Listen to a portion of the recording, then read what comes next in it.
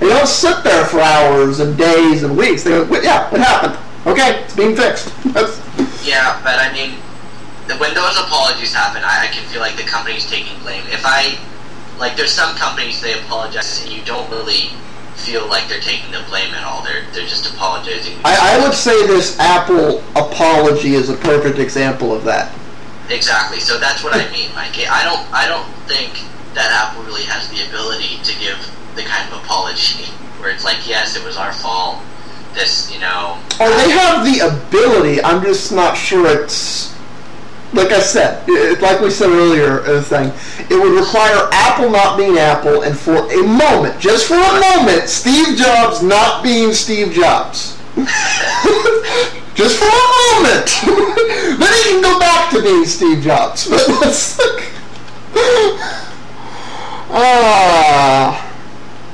But yeah, I could see apologizing in that manner would help. But there's a bunch of ways to apologize. Let's be fair here. Apple did apologize, but it's the most condescending apology I've ever seen. Maybe not the most. So it's like people are getting refunded. Oh, AT&T called Apple a liar. Like, they were asked could they do something different at launch, which I don't think that was a fair question.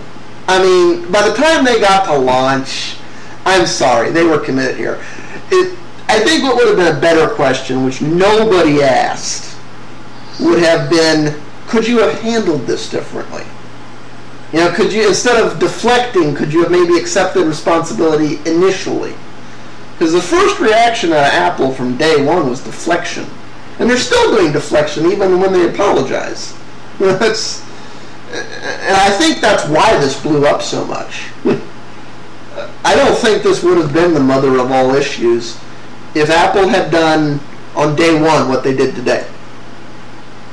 Like if people had gone to an Apple store, if people had gone to an AT&T store and AT&T go, not our problem, and then they'd gone to an Apple store and they'd go, we're not supposed to, but here. If that had been the official thing, if they hadn't, instead of going around ordering people not to, if they had just let their customer service do their job, even though it might have cost them a little bit of money, they wouldn't have had any of this bad PR.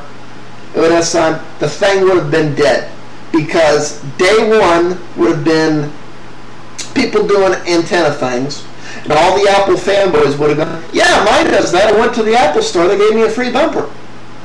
That would have been, it would have been dead. Right then and there, nobody would have picked it up, the news wouldn't have cared, the blogs would have blogged about it for a week, and it would have been dead.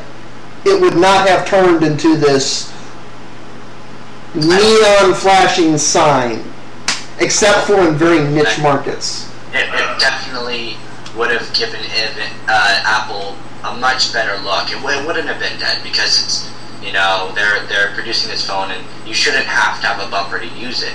However, it would have not been nearly as big, and they would have looked good almost.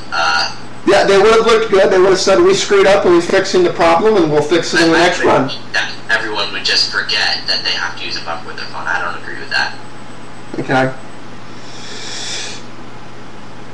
But it wouldn't have turned into the mother of all issues. Like I said, the only people who would have been talking about it or even cared about it would have been people doing like what we do. Right. Which is talking on the whole platform dispute thing and everything else. Other than that, nobody would have cared. It would have been this very niche market, which is not the majority of the end user. We probably wouldn't have gone over it for 3 weeks. No, we would have gone over it once and then moved on. It's like I was saying, it's one of those things. Apple turned this into an issue that will not die by the way they handled it. It would have been, okay, we'll talk. Because, Apple has made a shitload of screw-ups over the years. Lots of them. Nobody's talking about Snow Leopard and the fact that, in some ways, it has some Vista-like problems. When you upgrade from Leopard to Snow Leopard, but nobody's talking about that anymore. Nobody cares anymore. It's like, oh, software upgrade. Okay, move on. We've talked about it. Move on. It's like Apple makes minor problems like this all the time. The same thing with QuickTime 10. It's like Apple's reaction to the whole QuickTime 10 thing was, as a result, when you go to Apple's site now, the primary QuickTime they're promoting is QuickTime 7.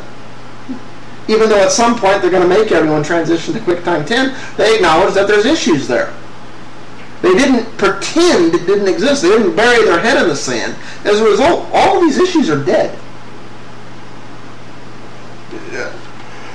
Anyways, I thought this one was good for a laugh, and I don't know who asked it.